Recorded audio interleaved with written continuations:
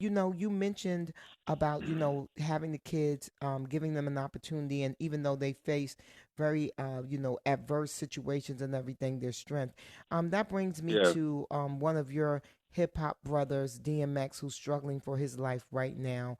And, Yep. although DMX, he wasn't a foster kid, he was in and out of juvenile And rehabilitation group homes facilities. and stuff. Yeah.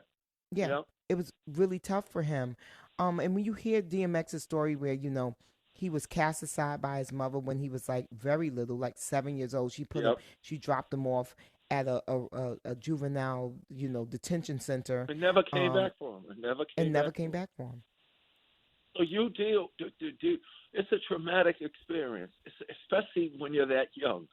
You know what I'm saying? So when you're that young, you try to use what it is that you you try to use what it is that's available to cope with those emotions. You know what I'm Hmm. saying?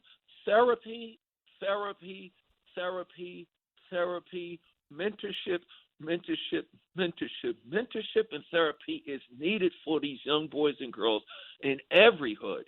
Yeah. For me, even though I was adopted, just the fact that I was given up by my mother, my birth mother, had an effect on me and the way I Hmm. act, how I interacted in social conditions, and everything that I did throughout my life.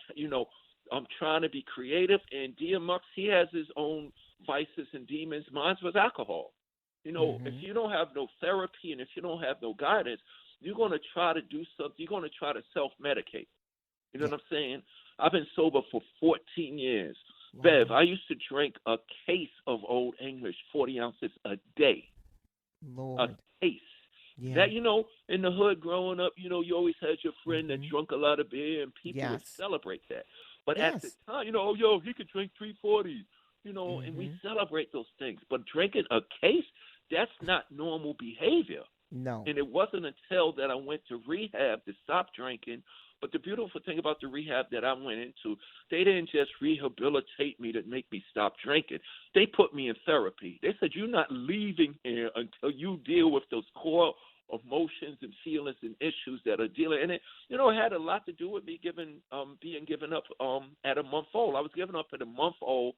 My parents that raised me in Hollis, Queens, had other foster kids in and out the house, but the majority of those foster kids went back to their original mothers and fathers. Mm. When I was a month old, nobody never came back to get me. So when I was 5 years old, thank God, Byford and Ben, I said, you know what? We're gonna keep this one. Wow. It sounds so crazy, but we're Hmm. gonna keep this one. We're gonna adopt them. We're gonna make them ours. And just that, look, they disciplined me too. You know what I'm saying? Hmm. A whole lot of thing about instruction and education is discipline. You know what I'm saying? So they gave me everything necessary for me to understand what it is that I need to do and what I'm capable of and what I shouldn't do to survive.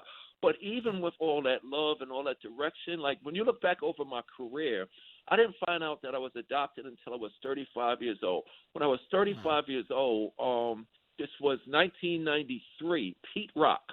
He hates when I say this. Pete Rock, one of the greatest producers in hip hop, if Of not the course. greatest producer ever. He produced Hmm. that song "Down with the King" for Run Yeah. DMC in '93. Remember that? And Yes, of that brought us course. back. Pete Rock's "Down with the King" did for Run DMC what people say "Walk This Way" by Run DMC did for Aerosmith. It Right. brought us back. But Brought Bev, as brought you soon back. as that happened, I woke up the next day wanting to kill myself. I woke up the next Uh-huh. day, there's this void in me. I don't know what is going on. At the time, I was diagnosed with acute pancreatitis. I had acute Hmm. pancreatitis. The doctor Due to looked the at me drinking. and said, "Yeah, from the drinking." And then hold up, that didn't help. I went and started drinking again. But it wasn't until I went to rehab and they put me in therapy where they started. I could, they ask you questions, but therapy allowed me to ask myself questions that, Mm. things I denied, things that I didn't want to deal with. And all of those things allowed me to free myself from that grip of depression and alcoholism. But DMX, I know exactly what he's going through because I was Yeah. there.